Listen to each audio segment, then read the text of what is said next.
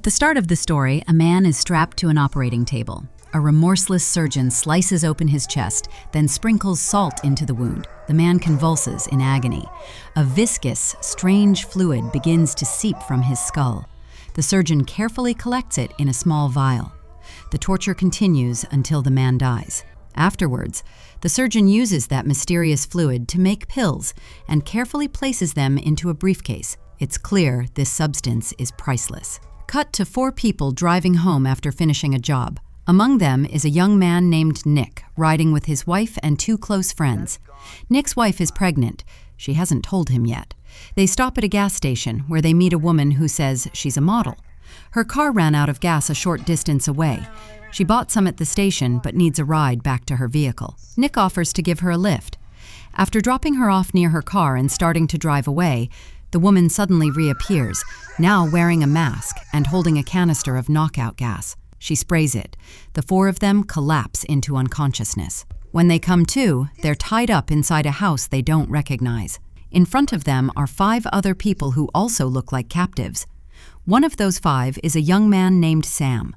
Before the 4 can make sense of what's happening, one of Sam's friends, a businessman, grabs a pair of pliers and rips out the fingernail of Nick's female friend. The sight of it sends Nick's friend into a frenzy. He lunges at the businessman and a brutal fight breaks out. Nick jumps in and tries to stop it. Slowly it sinks in. They're all trapped. None of them knows where they are. The businessman explains why he did it. He says he was following instructions from a video. What video? They ask. They're led up to a room where a countdown appears. 22 hours. A video plays on the screen. A woman's voice addresses them. Each of them is fitted with a device around their necks that will harvest a rare chemical from their brains. But that chemical only releases when they feel pain. She tells them they have 22 hours. They must fill the progress bar beneath the timer. If they fail, the consequences will be grave. In other words, whatever connected to that opening scene, the pills, the vial, is directly tied to the device around their necks. Their only objective now is to get out. But to do that, they must make each other suffer so the devices can collect the chemical and the bar will fill. Every attempt to escape has failed. The house is locked tight. There's only one option left: hurt one another. One of Sam's friends refuses. Panicked, he tries to remove the device from his own neck. The removal tortures him beyond belief. During the attempt, the progress bar ticks forward. As soon as he fully tears the device away, he dies. The chemical collected inside him is destroyed with his death. The progress percentage falls. But not to 0, because some chemical was already gathered earlier when the fingernail was ripped out. Everyone watches him convulse. Fear and unease ripple across their faces. Lily, selfish and blunt, says, "You boys hurt each other. Leave us girls out of this." The businessman snaps back. "There's no favor here. Not boys, not girls. Everyone suffers the same." Then the businessman volunteers to go first. He says he must get out quickly. He needs to see his son again. They tie him to a chair and begin to beat him. After 1 round, they stop. The meter moves up slightly, 7%. It's nowhere near enough. The process is grinding and everyone is exhausted. Even though the businessman took most of the beating, the bar hardly budged. They need a new approach. Less brute force, more efficient pain. Something that will force the device to fill faster. They turn to the tools scattered around the room. As they start using instruments on him, the progress bar climbs quickly. The businessman realizes volunteering was a mistake. Now he's the test subject for every escalating experiment. They bind him to a table. Lily, now all cold steel and purpose, steps forward. She lashes him with a rod, then with a knife rips out each of his remaining nails. When that doesn't satisfy her, she slashes through his leg and begins gouging at the flesh. She breaks one knee, then the other. The man is utterly helpless. Lily's cruelty doesn't relent. She's on the verge of killing him when Nick intervenes and forces her back. The group condemns her brutality. Lily meets their outrage with a flat, unapologetic reply. "If torture was what was needed, I did it. Where's my fault?" After that, they treated the businessman's wounds. The same question came up again. Who's next? To end the confusion, Nick's friend went into the kitchen and smashed a plate. It shattered into dozens of pieces. She pricked her finger with one shard and used her blood to write numbers on the other pieces. They drew pieces one by one, and that's how the order was decided. The first number belonged to Sam. They added a new rule this time. Nobody was allowed to go too far. No limbs would be cut off, no degrading someone like an animal. The pain could only be enough to raise the machine's percentage by 6 points. Now it was Sam's turn. He walked in quietly and sat at the table. When he took off his shirt, the wounds and scars on his body were more visible than before. They made him lie back, and a hot iron was pressed onto his abdomen. Before anyone else could do more, Sam spoke up. "Tear out my nails." Nick didn't hesitate. He pulled out Sam's nails. As soon as that 6% went up, Sam's turn was over.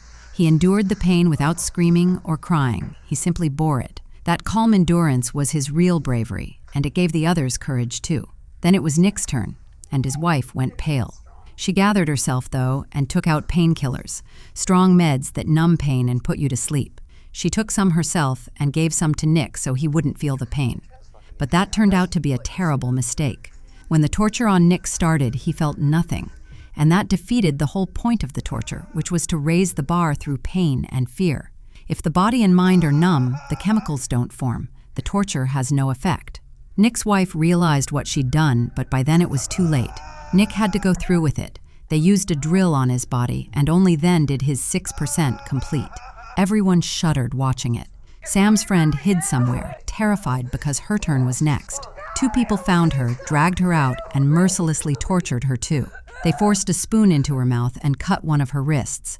She writhed in pain, and meanwhile Nick came to and was furious with his wife. At that moment, his wife revealed she was pregnant.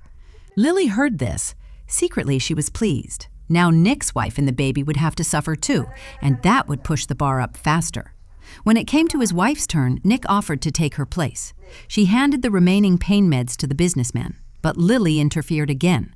Nick's friend snapped, punched Lily, and knocked her out. Nick stepped forward next, but he was in rough shape.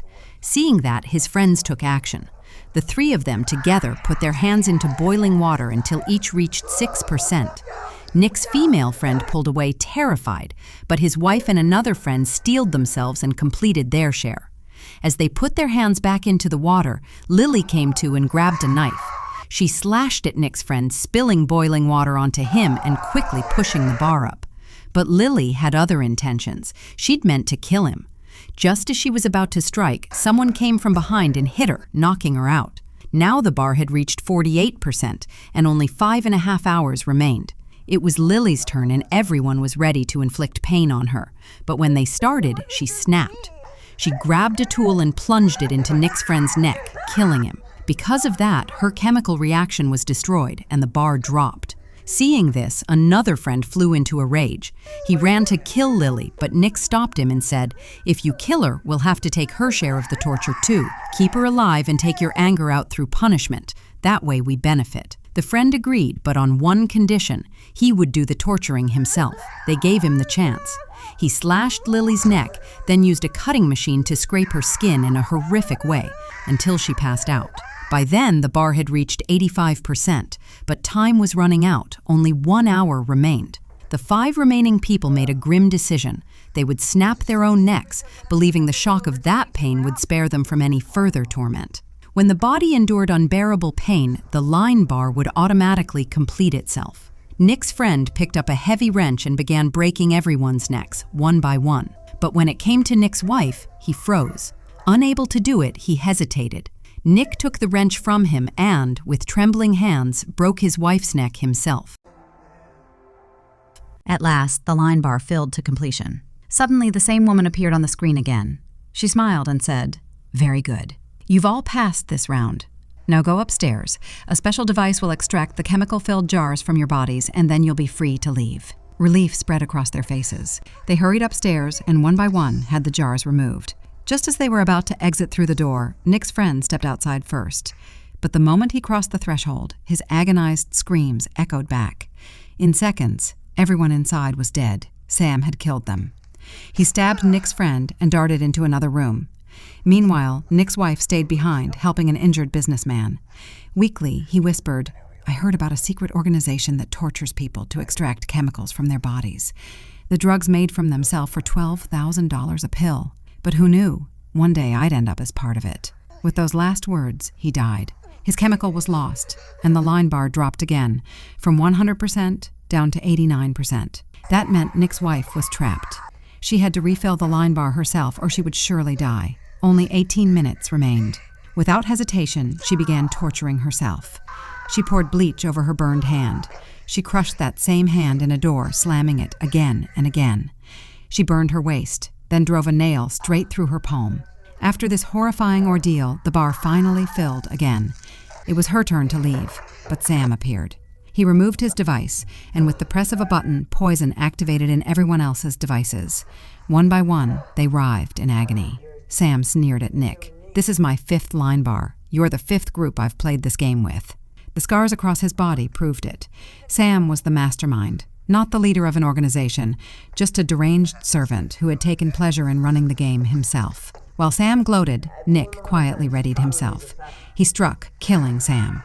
Grabbing a vial of the drug nearby, Nick injected it, saving his own life, then ripped off his device. He tried to give the drug to his friend, too, but it was too late. His friend was already dead. Nick's wife, bleeding heavily from her injuries, struggled to reach the door, but collapsed and died. Now, only Nick remained alive. He cut through the lock with a metal cutter and escaped. Sometime later, we see him in a hotel, the same one across from the station. He waited patiently for the model, the woman who had first lured them into this nightmare. When she arrived, Nick followed. Before she could trick another victim, he overpowered her, shoved her into a car, and took control. Through her, he would find the entire organization behind this inhuman game, and he would take his revenge, for his wife and for the unborn child they lost.